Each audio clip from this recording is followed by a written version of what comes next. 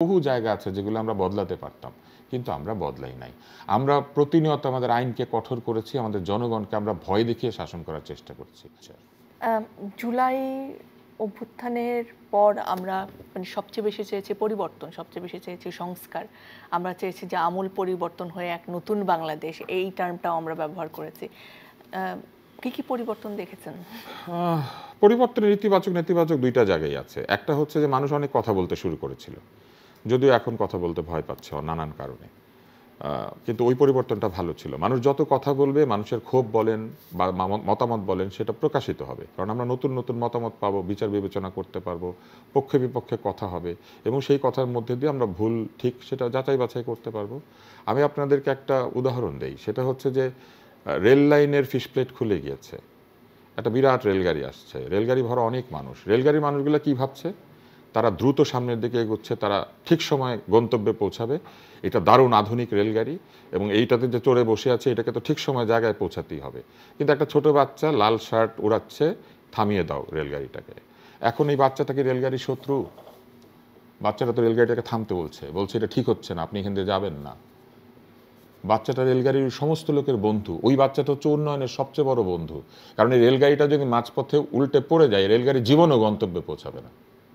ফলে যে সমালোচনা করে, যে ভুল ধারণার চেষ্টা করে, সেটা যেভাবেই হোক, যে ভুল ধরাতে চাচ্ছে সে যদি ভুল করেও ভুল ধরায়, তারপরেও তার ইন্টেনশন হচ্ছে সেই রেলগাড়িটাকে বাঁচাতে চায়, তার কথা শুনতে হবে। যদি এমনও হয় যে বাচ্চাটা ভুল করে লাল শার্ট উড়িয়েছিল, তারপরেই 5 মিনিট থামলে অনেক জীবন বাঁচানোর সম্ভাবনা থাকে।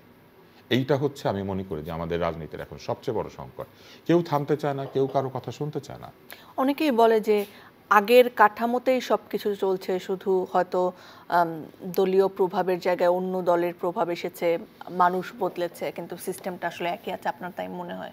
সিস্টেম বদলানো এত সহজ না, কেননা এই সিস্টেম বহু দিনের ঔপনিবেশিক এবং তার আগে রাজকীয় যে শাসন ছিল তার উপরে নির্ভরশীল। আমাদের এখানে যে ব্যুরোক্রেসি, এই ব্যুরোক্রেসি ব্রিটিশদের তৈরি করা। এই ব্যুরোক্রেসি তৈরি হয়েছিল মূলত ব্রিটিশ শাসকের স্বার্থ রক্ষা করার জন্য। ফলে এই ব্যুরোক্রেসির যে ফাংশনিং প্রসেস, এই প্রসেসের মধ্যে অনেক ভুল ত্রুটি আছে। সেই ভুল ত্রুটি দূর করার কোনো চেষ্টা কিন্তু আসলে হয় নাই। আমাদের এখানে যে পুলিশ সিস্টেম, এই পুলিশিং সিস্টেমও তৈরি হয়েছিল কার স্বার্থ রক্ষা করতে? রানীর স্বার্থ রক্ষা করতে, ব্রিটেনের রানী। এবং সেই পুলিশিং সিস্টেমের মধ্যে যে পেনাল কোড আছে, অন্যান্য বিষয়গুলি আছে, আমি বলছি না এগুলি খারাপ, অনুপযোগী, কিন্তু সেখানে বহু জায়গা আছে যেগুলো আমরা বদলাতে পারতাম, কিন্তু আমরা বদলাই নাই। আমরা প্রতিনিয়ত আমাদের আইনকে কঠোর করেছি, আমাদের জনগণকে আমরা ভয় দেখিয়ে শাসন করার চেষ্টা করছি। আমাদের জনগণের জন্য এমন আইন তৈরি করছি যে আইন তাকে তার যে সাধারণ অধিকার, সেই অধিকারগুলি ঠিক মতো দেয় না। এবং আপনি দেখবেন যে এগুলি নিয়ে আরও নতুন সংকট তৈরি হয়েছে। বড় কারণ হচ্ছে এই সিস্টেম আরও কঠোরতর আইনের মধ্যে দিয়ে তার নিজের ভুল ত্রুটি ঢেকে রাখার চেষ্টা করেছে, আরও কঠোর হওয়ার মধ্যে দিয়ে সে নিজেকে বাঁচানোর চেষ্টা করেছে। এই সিস্টেম বদলাবে কিভাবে? এই সিস্টেম বদলাতে গেলে গণতান্ত্রিক শাসক লাগবে, যে শাসক মানুষের চাহিদার কথা শোনে।